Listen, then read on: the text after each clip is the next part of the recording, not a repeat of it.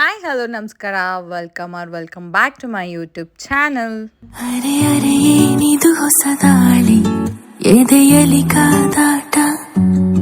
ಎಲ್ಲರೂ ಹೇಗಿದ್ರೆ ಎಲ್ಲರೂ ಚೆನ್ನಾಗಿದ್ದೀರಾ ಅಂತ ನಾನು ಭಾವಿಸ್ತೀನಿ. ಅಂಡ್ ಇವತ್ತಿನ ವಿಡಿಯೋ ಬಂದ್ಬಿಟ್ಟು ಅಂದರೆ ನಾನೊಂದು ರೀಸೆಂಟಾಗಿ ಒಂದು ಆರ್ಟಿಕಲ್ ಓದಿದ್ದೆ ಆಯಿತಾ. ಒಂದರಲ್ಲಿ ಅದು ಯಾರು ಬರೆದಿದ್ದು ಅನ್ನೋದು ಮರ್ತೋಗಿದ್ದೀನಿ, ಬಟ್ ತುಂಬ ಚೆನ್ನಾಗಿ ಬರೆದಿದ್ರು ಆಯಿತಾ. ಮಂದಹಾಸ ಒಂದು ನಗುವಿನ ಬಗ್ಗೆ ಅದು ಏನು ಅಂತಂದು ಈ ವಿಡಿಯೋದಲ್ಲಿ ಹೇಳ್ತೀನಿ. ಅಂಡ್ ಕೇಳಿಸ್ಕೊಳ್ತಾ ಹಾಗೆ ವಿಡಿಯೋ ಕೂಡ ನೋಡಿ. ಮಂದಹಾಸ ಬೀರುವ ಸಾಮರ್ಥ್ಯ ಎನ್ನುವುದು ಭಗವಂತ ಮನುಷ್ಯರಿಗೆ ಮಾತ್ರ ನೀಡಿದ ವರ ಆಯಿತಾ. ಪ್ರಾಣಿಗಳು ಮಂದಹಾಸ ಬೀರಕ್ಕೆ ಆಗಲ್ಲ. Face is not our choice but facial expression is our choice ಅನ್ನೋ ಥರ ನಮ್ಮ ಮುಖ ನಮ್ಮ ಆಯ್ಕೆ ಅಲ್ಲ, ಆದರೆ ಮುಖದ ಮೇಲಿನ ಭಾವನೆ ನಮ್ಮ ಆಯ್ಕೆ. ಅಂತೆಯೇ a smile adds value to your facial value ಎಂಬಂತೆ ಮಂದಹಾಸ ಮುಖದ ಅಂದವನ್ನು ಹೆಚ್ಚಿಸುತ್ತೆ. ಈ ಸತ್ಯವನ್ನು ಕೂಡ ಗಾಂಧೀಜಿ ಹೇಳಿದರು. You are not fully dressed until you wear a smile on your face. ಅರ್ಥ ಬಂದ್ಬಿಟ್ಟು ಎಷ್ಟೇ ಬೆಲೆ ಬಾಳೋ ವಸ್ತ್ರಾಭರಣಗಳನ್ನ ನೀವು ಧರಿಸ್ಕೊಂಡ್ರು ಮುಖದ ಮೇಲೆ ಒಂದು ಮಂದಹಾಸ ಧರಿಸೋ ತನಕ ನಮ್ಮ ಅಲಂಕಾರ ಅಪೂರ್ಣ ಅಂತ. ಕೆಲವೊಬ್ರು ಇರ್ತಾರೆ ಯಾವಾಗ ನೋಡಿದ್ರು ಮುಖನ ಗಂಟಾಕೊಳ್ತಾನೇ ಇರ್ತಾರೆ. ಇಂಥವ್ರದ್ದು ಗಂಟು ಮೋರೆ, ಸಿಡುಕು ಮುಖ, ಗಡುಸು ಮುಖ, ಇನ್ನು ಕೆಲವರು ಜೋಲ್ ಮುಖ, ಸಪ್ಪೆ ಮುಖ. ಇಂಥವ್ರ ಬಳಿ ಹೋಗೋಕೆ ಮಾತನಾಡೋಕ್ಕೆ ಮನಸ್ಸೇ ಆಗಲ್ಲ. ಈ ಕಾರಣದಿಂದ ಜನ ಅವರಿಂದ ದೂರ ಉಳ್ತಾರೆ. ಇಂಥವ್ರಿಗೆ ಫ್ರೆಂಡ್ಸು, ಅಭಿಮಾನಿಗಳು ಕೂಡ ಕಡಿಮೆ. ಇಂಥವರು ಏನೋ ಒಂದು ಚಿಂತೆಯಲ್ಲಿ, ಯೋಚನೆಯಲ್ಲಿ ಮುಳುಗಿರ್ತಾರೆ. ತಮ್ಮ ವೈಯಕ್ತಿಕ ಸಮಸ್ಯೆಗಳನ್ನ ಮುಖದ ಮೇಲೆ ವ್ಯಕ್ತಪಡಿಸ್ತಿರೇ ಇರ್ತಾರೆ. ಸಣ್ಣ ಸಣ್ಣ ವಿಚಾರಗಳಿಗೂ ಆಕಾಶನೇ ಕಳಿಸ್ಬಿದ್ದಂಗೆ ಟೆನ್ಷನ್ ಮಾಡ್ಕೊಳ್ತಾರೆ. ಇನ್ನು ಕೆಲವರು ಸದಾ ಹಸನ್ಮುಖಿಗಳಾಗಿರ್ತಾರೆ. ತಮ್ಮೊಳಗಿನ ಸಂಕಟ, ಸಮಸ್ಯೆಗಳು ಏನೇ ಇರಲಿ ಅದನ್ನು ಇತರಿಗೆ ತೋರಿಸೋದೇ ಇಲ್ಲ. ಮಂದಸ್ಮಿತರಾಗೋದ್ರಿಂದ ಆಗೋ ಲಾಭಗಳು ಹೇಳ. ಸೈಂಟಿಫಿಕ್ ಆಗಿ ನೋಡಿದ್ರೆ ಗಂಟು ಮೋರೆ ಹಾಕ್ಕೊಳ್ಳೋಕ್ಕೆ ವೇಸ್ಟ್ ಆಗೋ ಎನರ್ಜಿ ಮಂದಸ್ಮಿತರಾಗೋಕ್ಕೆ ವೇಸ್ಟ್ ಆಗೋ ಎನರ್ಜಿ ಎಷ್ಟೋ ಪಟ್ಟು ಜಾಸ್ತಿ.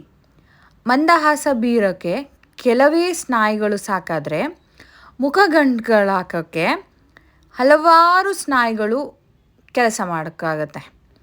ಅಂದಮೇಲೆ ಮಂದಸ್ಮಿತರಾಗಿರೋದು ಆರೋಗ್ಯದ ದೃಷ್ಟಿಯಿಂದನೂ ಲಾಭನೇ. ಇನ್ನೊಂದು ನಿಜಾಂಶ ಏನಂದರೆ ಮಂದಸ್ಮಿತ ಅಂದರೆ ನಗು ಮುಖ ಇರೋದ್ರಿಂದ ಎಂಥ ಕುರೂಪಿಯು ಸುಂದರವಾಗಿ ಕಾಣ್ತಾನೆ. ಸಿಟ್ಟು ಮಾಡಿಕೊಂಡಾಗ ಎಂಥ ಸುಂದರ ವ್ಯಕ್ತಿಯು ಕುರೂಪಿಯಾಗಿ ಕಾಣ್ತಾನೆ. ಯಾರನ್ನಾದರೂ ಭೇಟಿ ಆದಾಗ ಮುಗುಳ್ನಗೆ ನೀಡೋದ್ರಿಂದ ಹತ್ತಿರ ಬರೋಕ್ಕೆ, ಮಾತನಾಡ್ಸೋಕ್ಕೆ ಆಹ್ವಾನ ನೀಡಿದಂತೆ. 10 ಅಡಿ ದೂರವಿದ್ದರೂ 1 ಅಡಿ ಹತ್ತಿರ ಬರ್ತಾರೆ.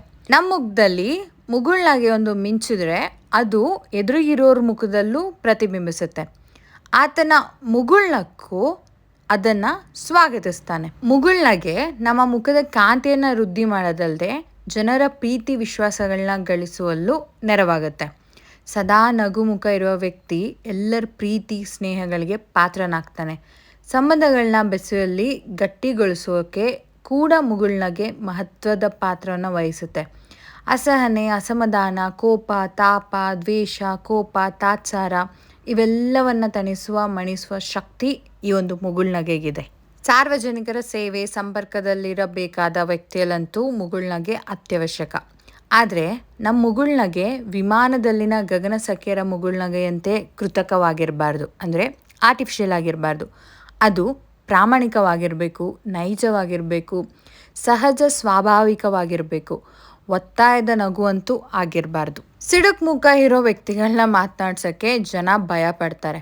ಅಂದರೆ ಮಂದಸ್ಮಿತರನ್ನು ಮಾತನಾಡ್ಸೋಕ್ಕೆ ಜನ ಇಷ್ಟಪಡ್ತಾರೆ. ಅದಕ್ಕೋಸ್ಕರ ನಮ್ಮೊಳಗೆ ಏನೇ ತಳಮಳಗಳಿರಲಿ ಮುಖದ ಮೇಲೊಂದು ಮಂದಹಾಸ ಇರಲಿ. ಇದರಿಂದ ನಮಗೆ ಲಾಭನೇ ಹೊರತು ನಷ್ಟ ಅಂತೂ ಖಂಡಿತ ಇಲ್ಲ. ಕೆಲವ್ರಿಗಂತೂ ಮಂದಹಾಸ ಬೀರೋಕ್ಕೆ ಸಾಧ್ಯನೇ ಇಲ್ಲ. ಇದೊಂದು ಮ್ಯಾನುಫ್ಯಾಕ್ಚರಿಂಗ್ ಡಿಫೆಕ್ಟ್. ಹಾಗಂತ ದಿನಪೂರ್ತಿ ಮುಗುಳ್ನಗೆ ಬೀರೋದು ಅಥವಾ ಗಂಭೀರ ಸನ್ನಿವೇಶದಲ್ಲಿ ಕೂಡ ನಗೋದು ಇದು ಯಾವುದು ಸರಿ ಅನಿಸಲ್ಲ. ಮುಖ್ಯವಾಗಿ ಒಬ್ರನ್ನೊಬ್ರನ್ನ ಭೇಟಿ ಆದಾಗ ಹಾಗೂ ಒಬ್ರನ್ನೊಬ್ರ ಜೊತೆ ಮಾತನಾಡುವಾಗ ಮಂದಹಾಸ ಇದ್ದರೆ ತುಂಬ ಚೆನ್ನ. ಇದೇ ಸತ್ಯನ DVG ಅವರು ಹೇಳಿದ್ದಾರೆ. ಸ್ಮಿತವಿರಲಿ ವದನದಲ್ಲಿ, ಕಿವಿಗೆ ಕೇಳಿಸದಿರಲಿ, ಹಿತವಿರಲಿ ವಚನದಲ್ಲಿ, ಋತವ ಬಿಡದಿರಲಿ, ಮಿತವಿರಲಿ ಮನಸ್ಸು ನಿದ್ವೇಗದಲ್ಲಿ, ಭೋಗದಲ್ಲಿ, ಅತಿ ಬೇಡವೆಲ್ಲಿಯೂ ಮಂಕುತಿಮ್ಮ. ಭಗವಂತನ ಅಂದರೆ ದೇವರನ್ನ ವರ್ಣಿಸುವಾಗಲೂ ಕೂಡ ನಾವು ಪ್ರಸನ್ನವದನಂ ಎಂಬುದಾಗಿಯೇ ಸಂಬೋಧಿಸುತ್ತೇವೆ. ತಾತ್ಪರ್ಯ ಇಷ್ಟೇ, ಮುಖದ ಮೇಲೊಂದು ಮಂದಹಾಸವೇ ಬಲು ದೊಡ್ಡ ಸಿಂಗಾರ. ಅದಕ್ಕೋಸ್ಕರ ಈ ಕಲೆಯನ್ನು ರೂಢಿಸ್ಕೊಳ್ಳೋಣ.